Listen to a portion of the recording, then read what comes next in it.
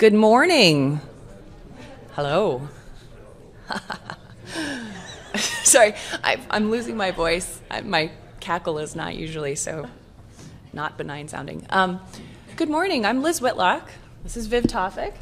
We are the co-presidents of the Early Stage Anesthesiology Scholars, and we're sort of the de facto coordination help for this program, along with Mike Mathis and Julie Freed, who are the eSAS events coordinators and have put an enormous amount of work into determining the programming today, which we hope will be exciting, invigorating, and targeted towards people who find themselves at the beginning or beginning-ish of an academic anesthesiology career. We hope to stimulate conversations and connections among the people that are here. We also hope to, with this little talk, introduce a little bit of the motivations behind the formation of eSAS and the Scholars Program to give you some context about why we and others think that this is a really important initiative for the future of anesthesiology. So there was a fair amount of concern over the last decade, really, about the future of academic anesthesiology and where we were going as a specialty as clinical demands started to sort of eclipse our ability to maintain a scientific focus and maintain introspection about the work that we do. And much of this was also focused on the fact that there were early career, unfortunately, failure to launch, if you will, that the transition between enthusiastic but junior to R01 funded investigator was unfortunately a real challenge, and that people didn't feel that they had guidance. They were doing this alone, and unfortunately, in a sad proportion of the time, unsuccessfully.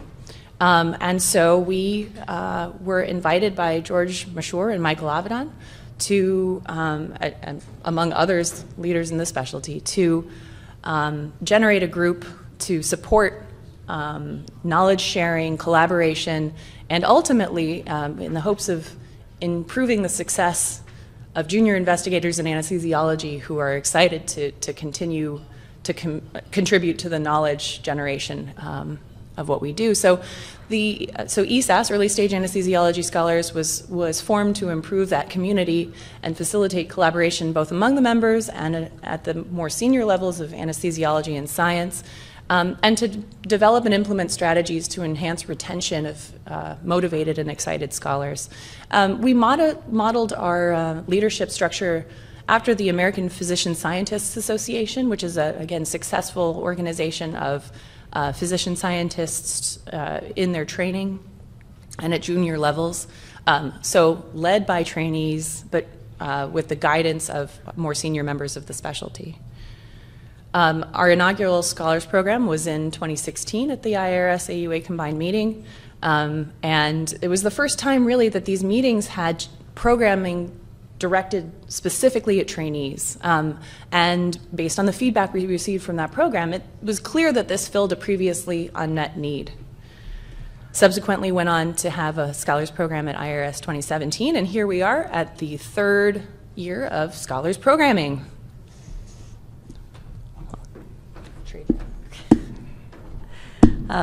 So I'm Vivian Tawfik, as Liz said. So what exactly is eSAS, or Early Stage Anesthesiology Scholars? It's kind of whatever we want it to be. I think that's sort of how we formed it.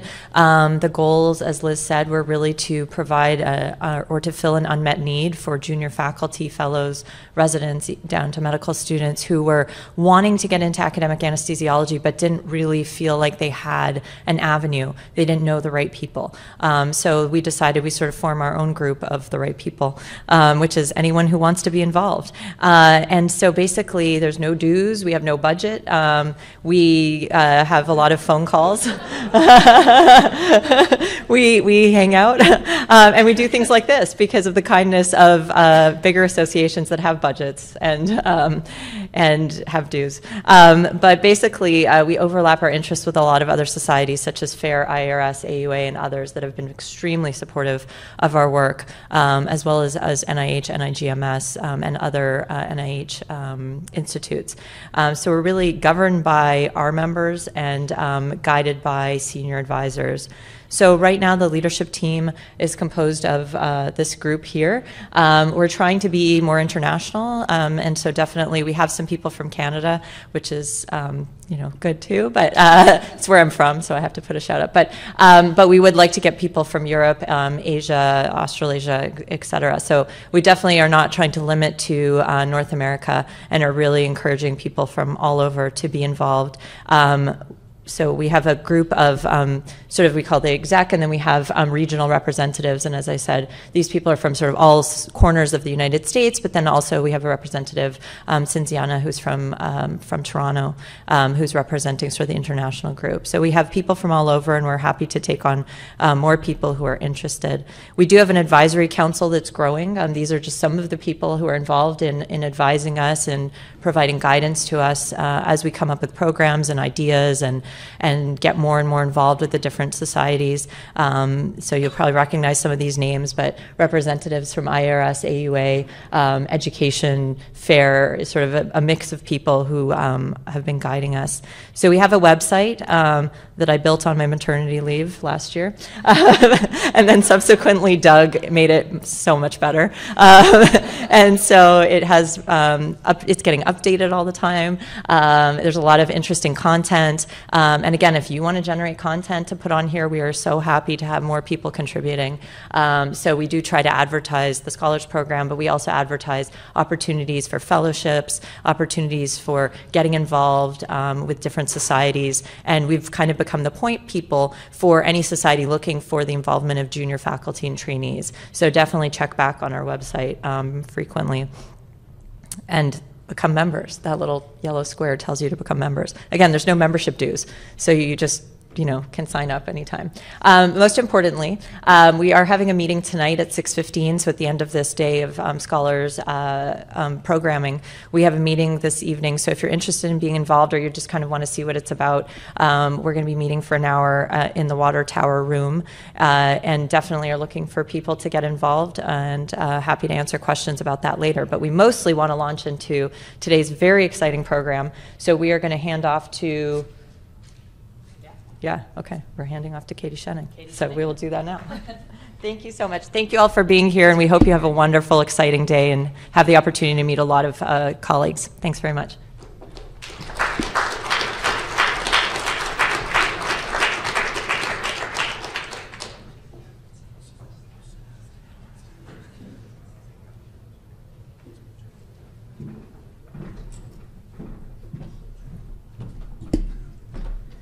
Good morning, everyone. I'm Katie Shenning. I'm at Oregon Health and Science University in Portland, Oregon.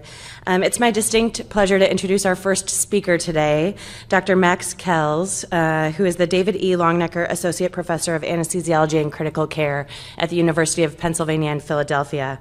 Dr. Kelz is an expert in the neurobiology of unconsciousness and is well funded by the NIH. He will be discussing how early experiences have the potential to shape your careers. He'll discuss how we should plan to disprove our own hypotheses, which I feel like I'm really good at already, so I might not pay attention to that part. And he'll finally discuss how to seek out good mentors. He'll talk for about 30 minutes, and we'll leave about 10 minutes at the end for questions, so get your good questions ready. Without much further ado, I'd like to welcome to the stage Dr. Max Kelz.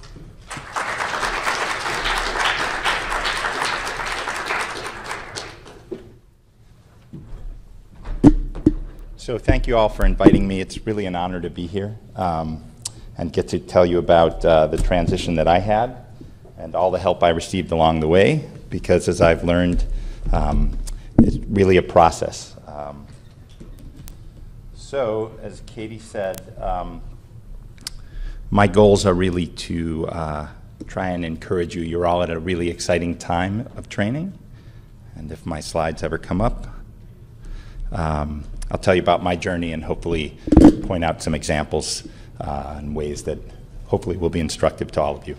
So the title that Aaron gave me was Moving from Insight to Research Program and what that's all about. I'm not sure if I can actually cover all of that, but I'll give you my anecdotal experiences, which hopefully will prove to be of some value.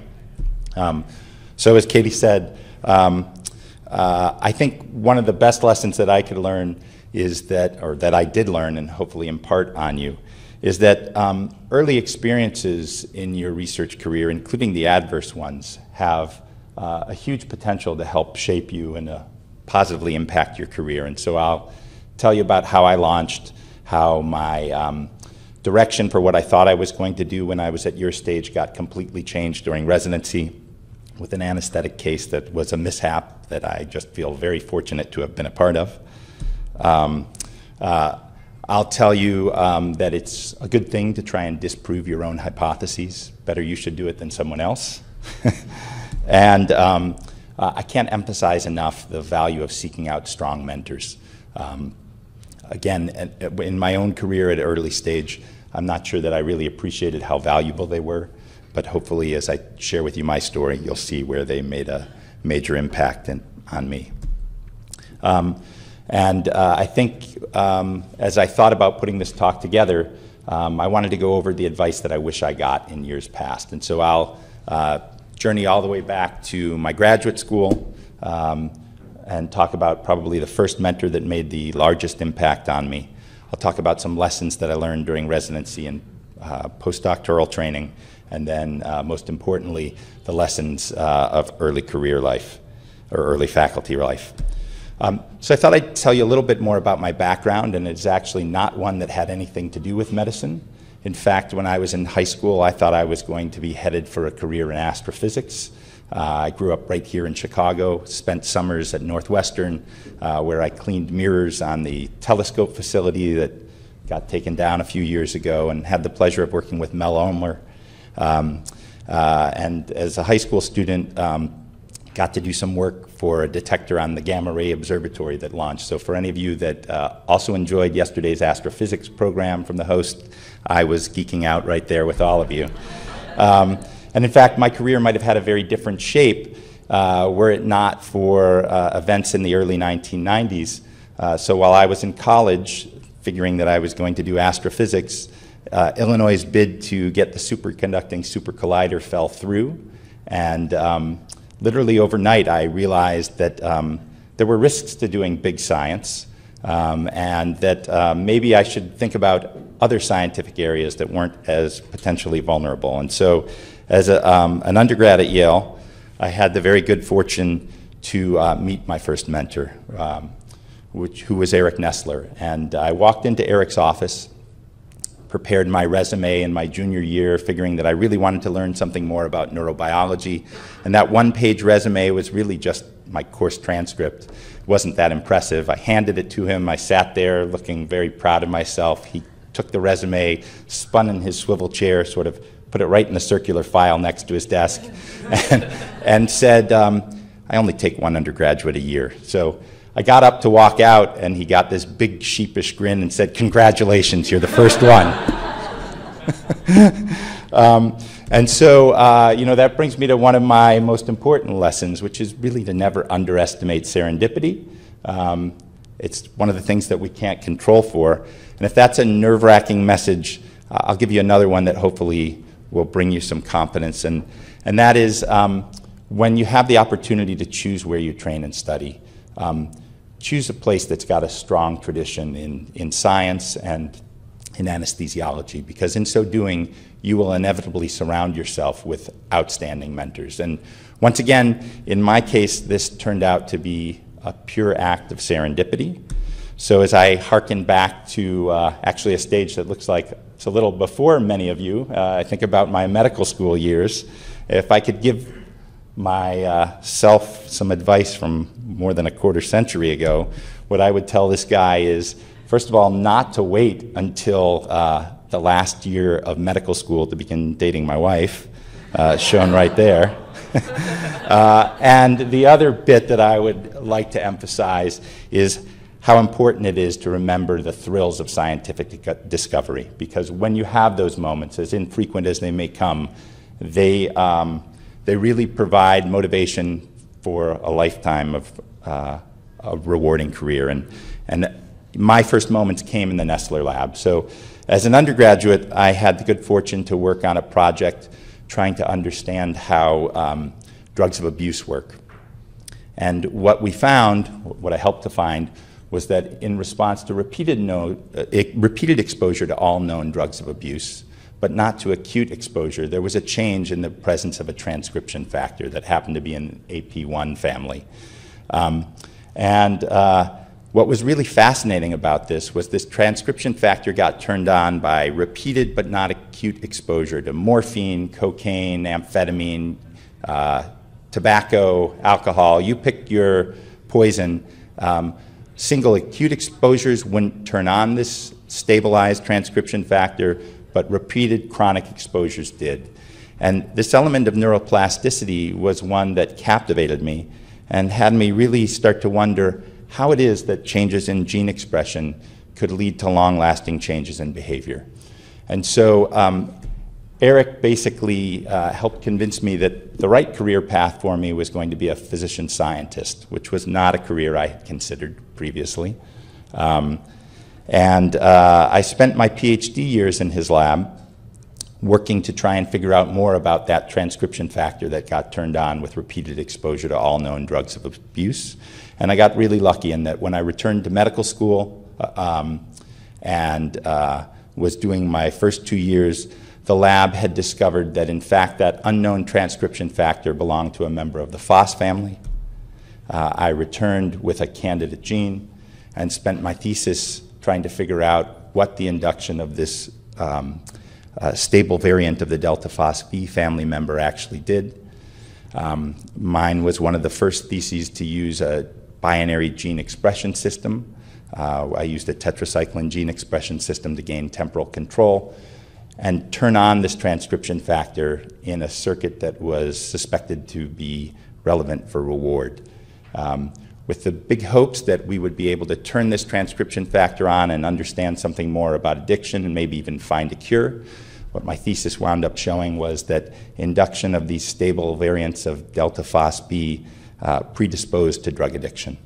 And again, that message that changing a single gene could have a long-lasting impact on behavior was one that stood with me, helped motivate me to try and understand how is it that the nervous system actually works. I think the biggest lessons that I learned from Eric, though, had really nothing to do with the actual project that I was given or helped develop. It had to do more with Eric's genius. And that genius really was to apply rodent models towards psychiatric illness. And to be quite honest, in the early 90s, if you tried to do that, to admit where the models might break down. So essentially what Eric did was he applied modern scientific techniques of the time. So it was the dawn of the era of molecular biology, and Eric broke those new scientific methodologies and ideas and translated them into the field that was really still full of psychoanalysis. And I remember very vividly being a graduate student, and Eric got asked to write a review on schizophrenia for a paper that had come out in a prestigious journal. And these opportunities started to pop up, and I said, you know, Eric, why are they asking you to write about schizophrenia? You don't study schizophrenia. Your lab does drug addiction and depression. And he turned to me and he said, how many molecular psychiatrists do you actually know? And that was a lesson that really rung true.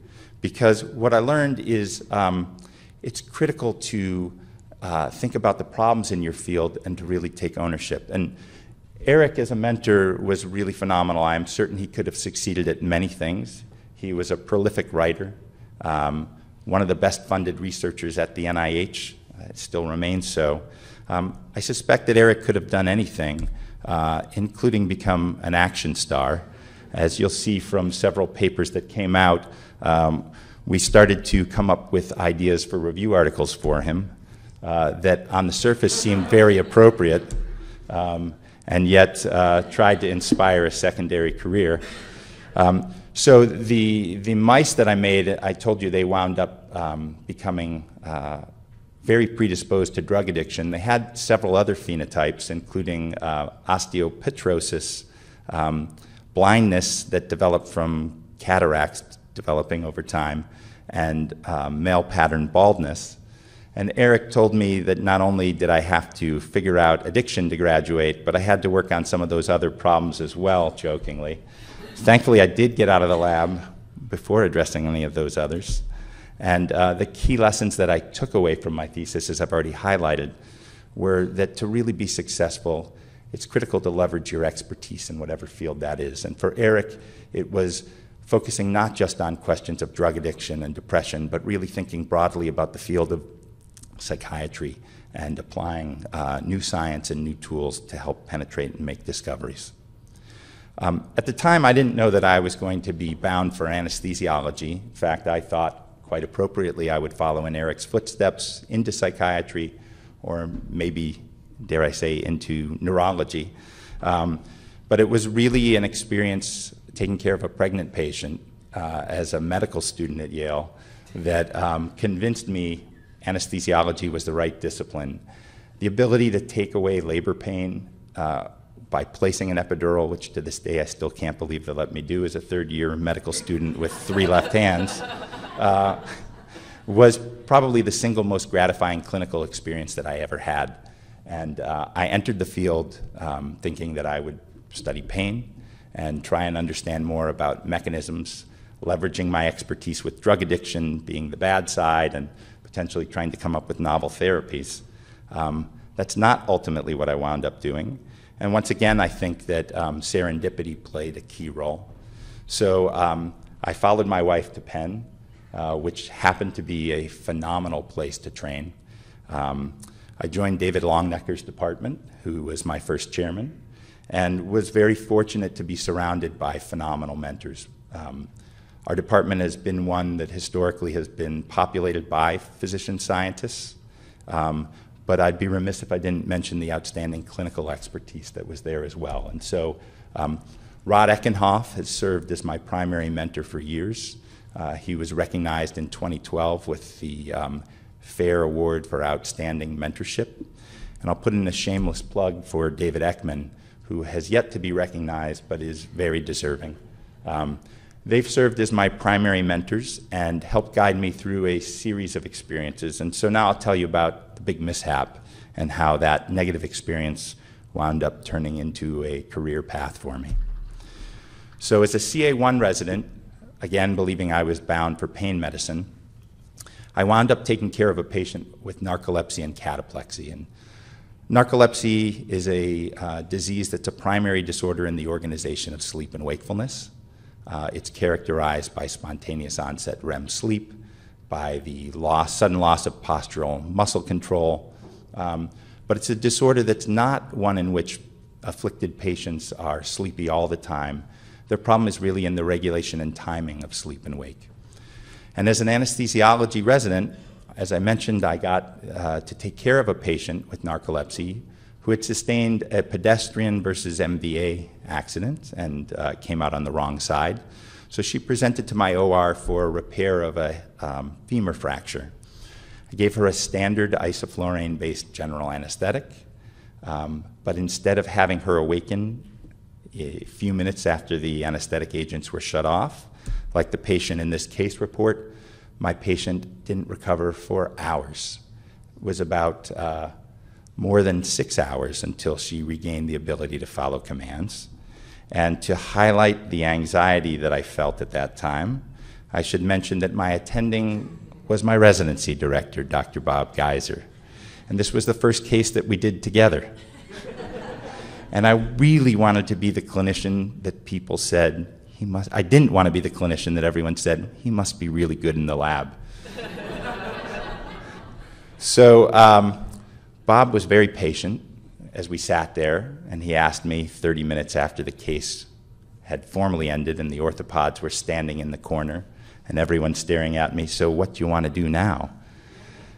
My patient was responding to all commands. Not responding to any commands, but she would withdraw to sternal rub. She was breathing spontaneously. Her autonomic system was doing everything that it should, maintaining temperature, blood pressure, heart rate. She was breathing spontaneously. The only thing that wouldn't happen was she would not follow a command. So I looked at Dr. Geiser and I said, well, there are no detectable anesthetic agents on board. We haven't measured a trace of isoflurane gas for more than a half an hour. I hadn't given any benzodiazepines or really any other long-acting drugs, so I gave the only reply that made sense, which is, she should be up any minute. I want to wait right here. So we occupied that OR for about an hour and a half before he subtly prompted me that perhaps a transition to the PACU with the patient intubated was in everyone's best interest.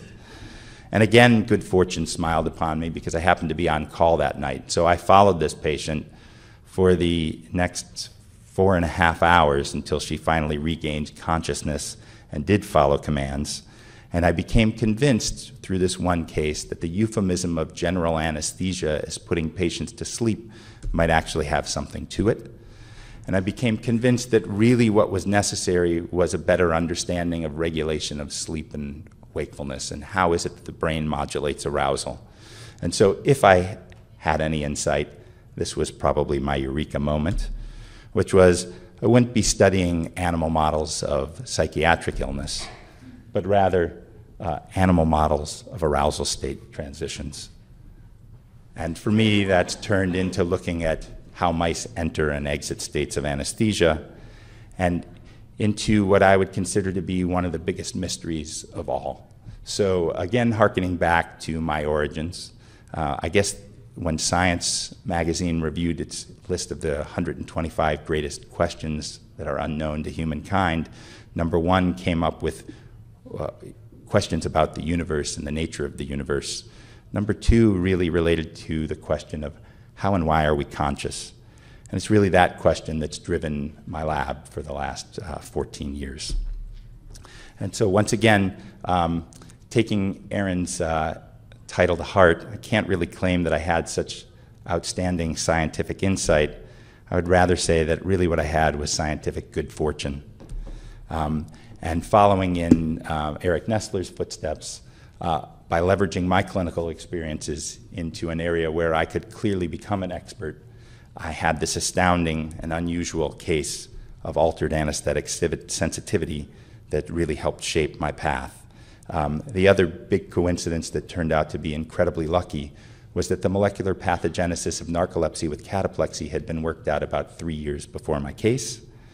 And that gave me the ability to own more than just the problem of how does a narcoleptic wake up, but rather how and where do anesthetics work and what might narcolepsy actually teach us about neuronal circuits regulating arousal.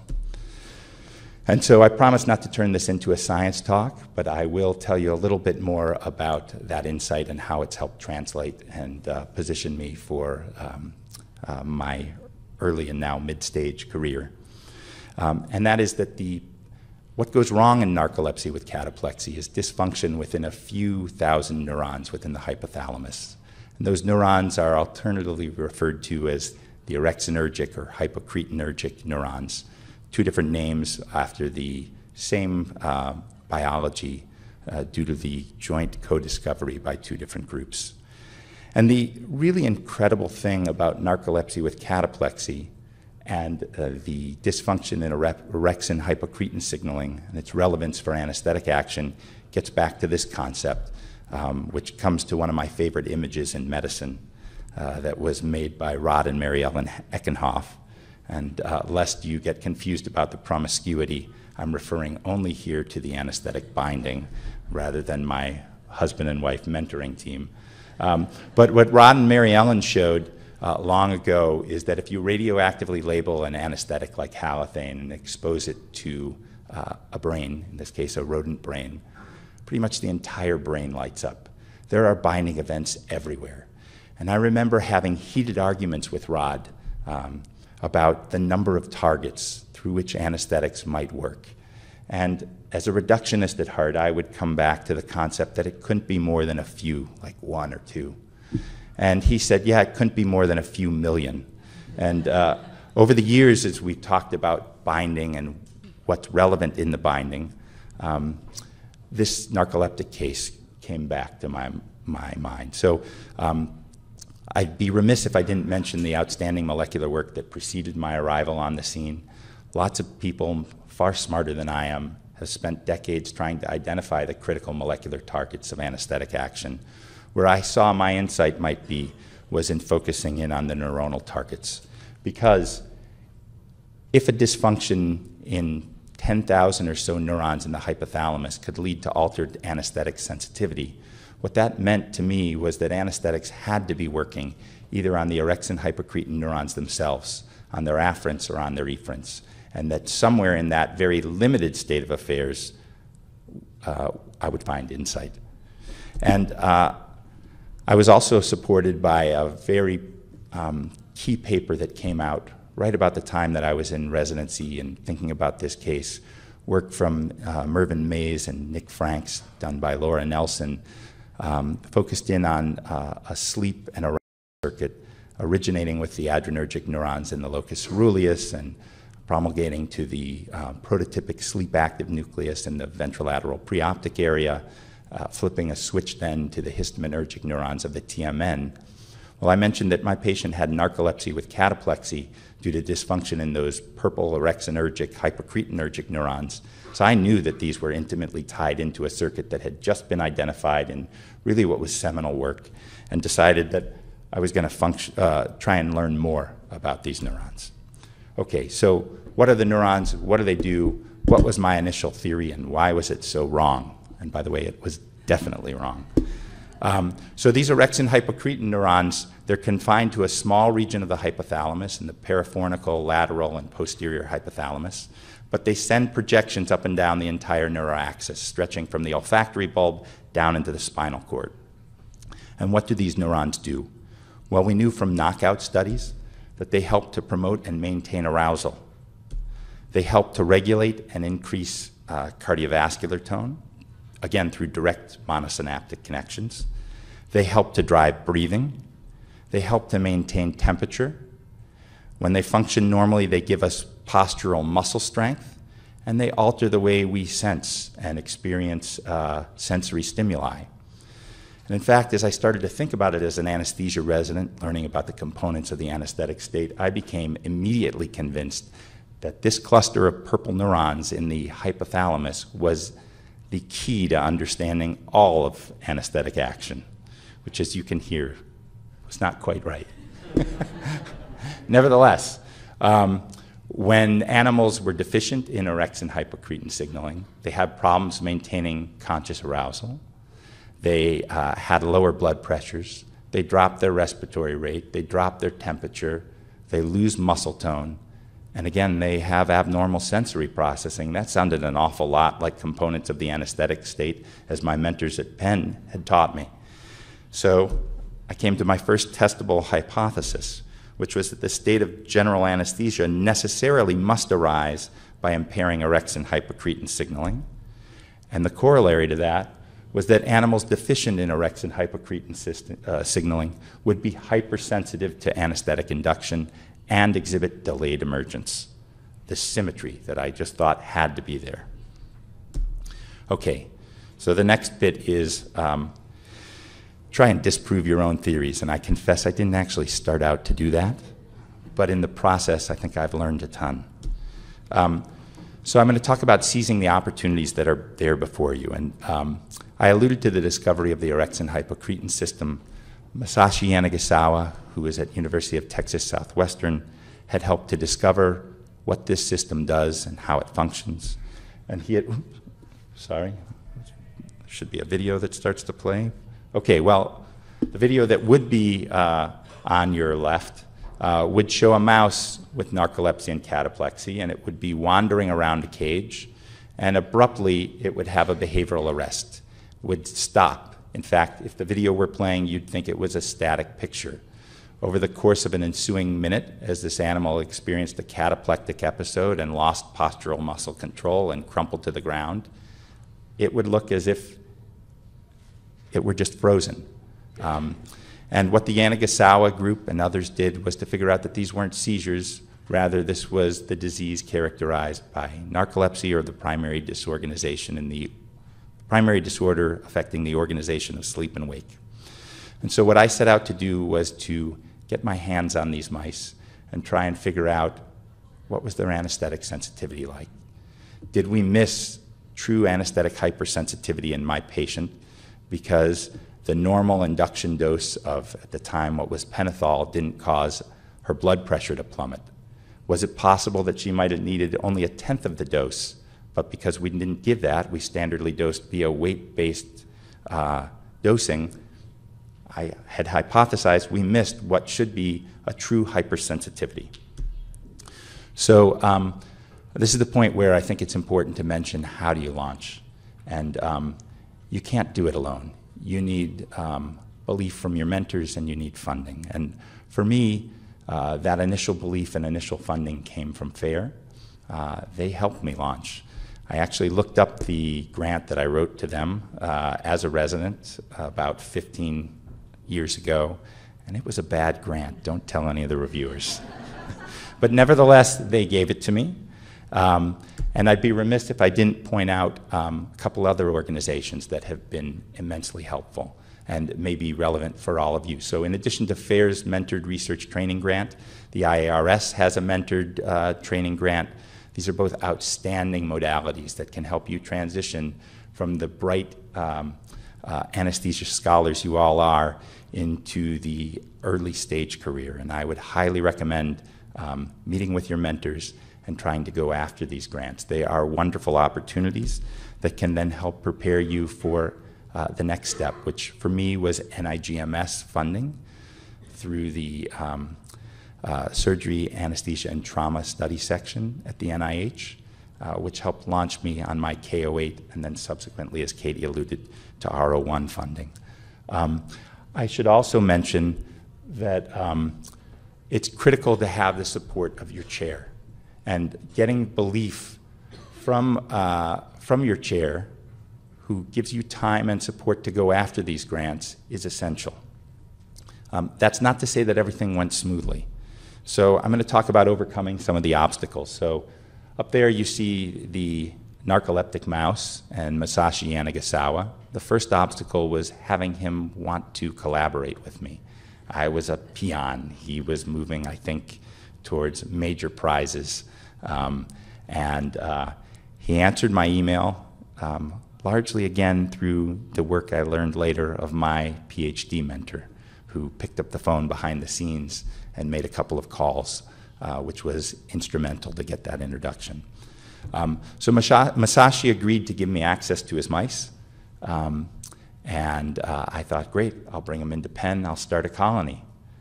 Turns out they had a mouse hepatitis virus, and the good physicians at Penn wouldn't let these animals anywhere near our colony. So that was challenge number one. I had a great idea. I got funding from FAIR. I said I was going to study these mice. I couldn't get the mice into Penn. So what to do?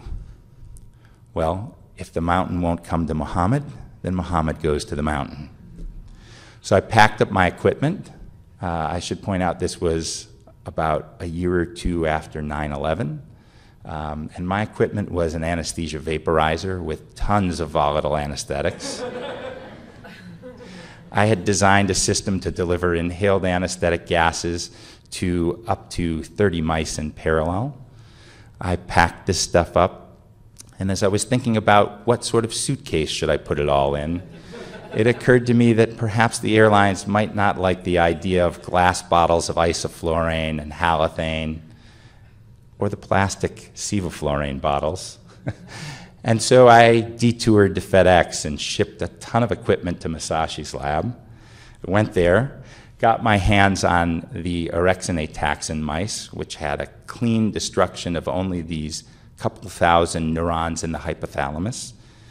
By 8 weeks postnatal, all traces of protein and RNA, all projections to the distal fields in the LC and everywhere else are destroyed in these animals as the orexin hypocretin neurons die off. And I decided this was going to be the moment I had waited for several years, proving that these animals were indeed hypersensitive to entering states of general anesthesia. And in fact, it turns out they weren't. So this great idea, narcolepsy, translated all the way to humans already. The only thing missing was my mouse model, and my narcoleptic mice had normal sensitivity to every anesthetic I tossed at them. And just to show you a full dose response curve, this was true in the genetic model, and it was true if we used a pharmacologic antagonist to block that arousal promoting signal. So this led to a real crisis.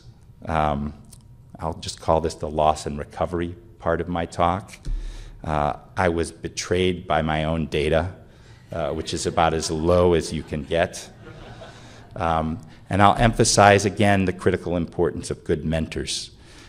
So it was here that from afar, over the phone, 2 dual calls were issued from the depths of Dallas to Rod and to David, who reminded me that in fact the phenotype that I had observed wasn't anesthetic hypersensitivity for entering a state of anesthesia, but the underlying truth was that these animals had a problem exiting states of anesthesia. So thankfully, I extended my stay in Dallas and looked to see how these animals exited the state of anesthesia. And I'm happy to report that, in fact, my narcoleptic animals had a problem coming out of the anesthetic state for several different anesthetics. And this was true if we looked genetically or pharmacologically, true for both isoflurane and sevoflurane, and true not only for the writing reflex, but for other measures. And the point that I think I'll just quickly mention is I've alluded to how the orexin hypocretin system is a master manipulator of physiology. So it was very critical to say that this wasn't due to a simple pharmacokinetic difference in which the mutants simply had more volatile anesthetic in their body, and it took longer for them to wash that anesthetic out.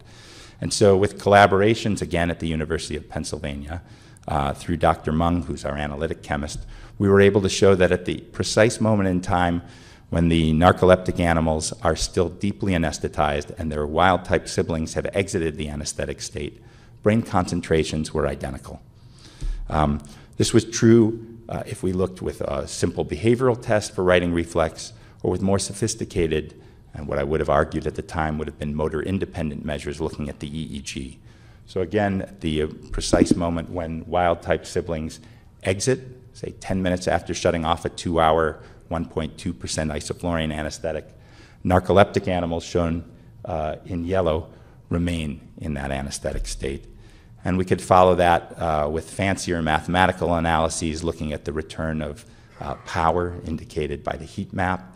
It happens rather abruptly in wild-type animals and more gradually in our mutants.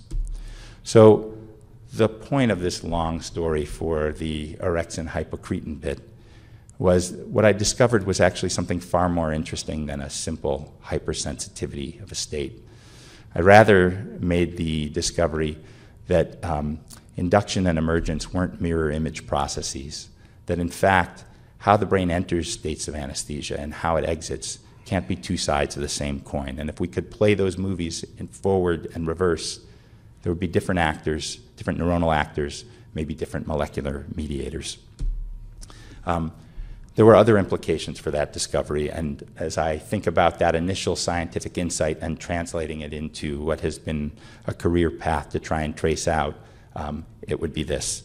So if we think about how animals or people enter states of anesthesia, hysteresis is well known. So as we gradually increase the concentration of an anesthetic, shown in the solid curve with the closed black symbols, all animals enter a state of anesthesia and lose consciousness, but their path back out of the state of anesthesia is offset along the dashed curve. And once again, if we measure the EC50, again in wild-type animals now, at the point where half the animals are losing consciousness and entering states of anesthesia, it's always greater than what we find at the EC50 for return of consciousness. And what that means is that the area bracketed by these induction and emergence curves can be thought of as a barrier or a different property. And the magnitude or the separation between these curves can be thought of as, in much the same way you might draw a pressure volume loop for breathing, where the area bracketed by that hysteresis loop represents the work of breathing.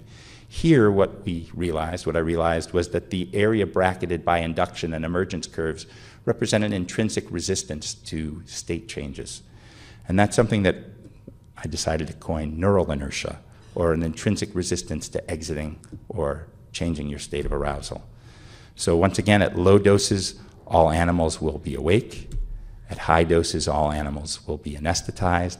And in the middle is a region that the physicist in me, or that former physicist, likes to think of as home to Schrodinger's mouse, where an animal could either be awake or anesthetized, and the only determinant is its previous state of arousal. So this was true not only with the antiquated anesthetic halothane, but with isoflurane, and true not only in mice, but through translational work going backwards down the phylogenetic scale. In fruit flies, the same idea is held. So induction and emergence curves are always offset, and once again, just as we were able to show in mice, in fruit flies we could also show that the concentration of anesthetic drug at that EC50 for induction is always greater than at the EC50 for emergence, potentially signifying that just like mice, flies have this barrier function where they could be either awake or anesthetized. And again, the only determinant is the animal's previous state of arousal. So I'm going to speed up a little because if I have 40 minutes. Yeah, okay, so I'll finish in the next 4 minutes.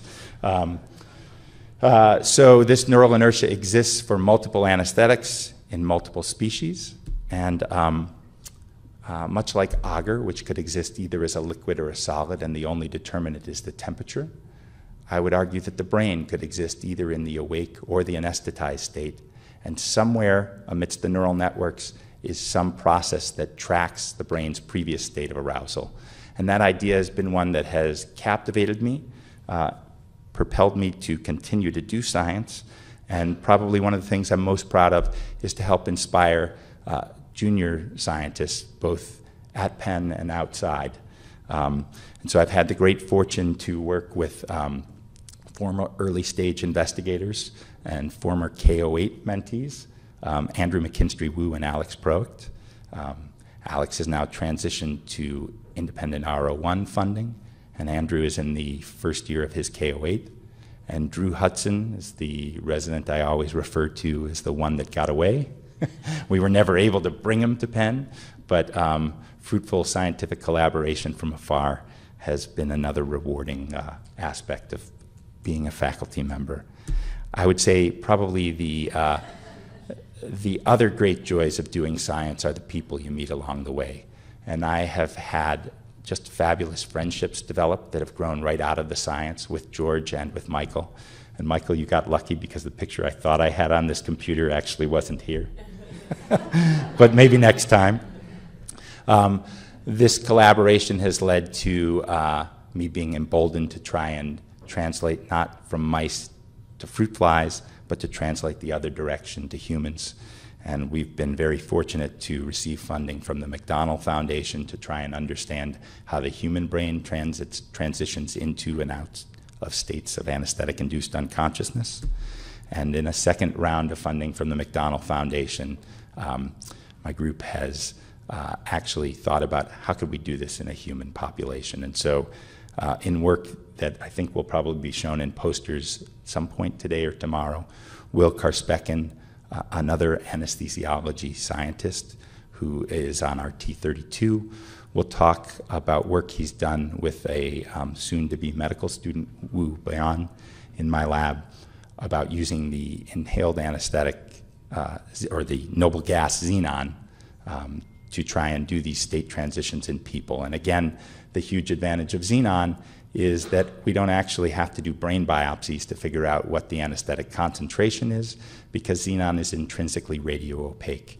So we can run a behavioral series of tests at humans, ask them to follow simple commands, track when their performance degrades, and marry that up with what the measured brain concentration of xenon is to test and hopefully settle once and for all that this idea of anesthetic hysteresis or neural inertia doesn't only exist in fruit flies and in mice, but is something that exists in all of us as well. So I'll close with a couple of parting thoughts. I think I have about 30 seconds left. This is a really phenomenal career. The joys of scientific discovery are waiting for you to find. And when you find them, even if it's just one and even if it's once a decade, those moments are unlike anything else and can help fuel and drive you for the rest of your scientific career. Careers as clinician scientists, while challenging, they're fulfilling in ways that I never imagined, not just from discovery in the lab, but from getting to work with really bright and talented young aspiring scientists and helping them gain independence and expertise and seeing them become the next generation of anesthesiology scientists. I should also mention that the collaborations I've developed over the years have been some of the most fulfilling and some of the best friendships that I've had. And I'll close with the idea that great mentors are truly invaluable. They see more talent and ability within you than maybe you realize you have. And the best mentors will help you realize that true potential. So I'll stop there and thank you for your attention and take any questions that you might have.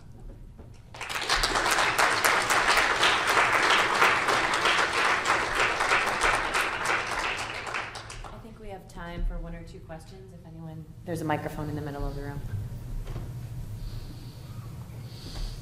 Thanks, Max. That was a great talk and really exciting to hear your honest appraisal of the lumps and bumps along the way.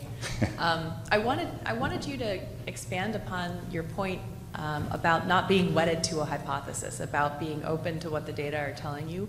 Are there cognitive tricks or recommendations for how to deal with what feels like a setback, but actually can lead to a more interesting interpretation of real life, of reality? So I'll harken back to my roots in psychiatry, which are the stages of grief. I'd really like to say that there's a great trick for dealing with it. I really did truly feel betrayed by my data. The idea was so good and seemed so wonderful that how could it not be true that, these orexin neurons would be at the center of everything, and the reason that anesthesiologists hadn't found them was because they hadn't been found by humankind yet. So it's easy to fall in love with your own hypotheses. And I think a healthy dose of skepticism is important. For me, it was really 3 trips to Dallas and thinking long and hard about what the traits were, what the fundamental truth was. And in my case, I just got very lucky about a phenotype.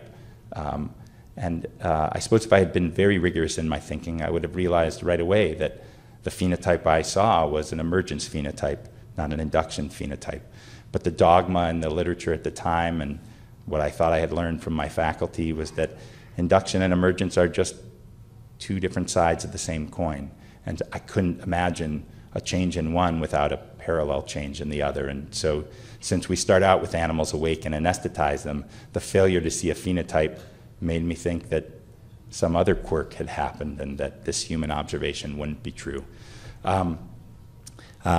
Again, I give credit to my mentors at Penn, helping me see that there would be other questions if this one didn't work out and other problems. And I got lucky in that I was able to figure out that this problem still had legs to it and some traction to it.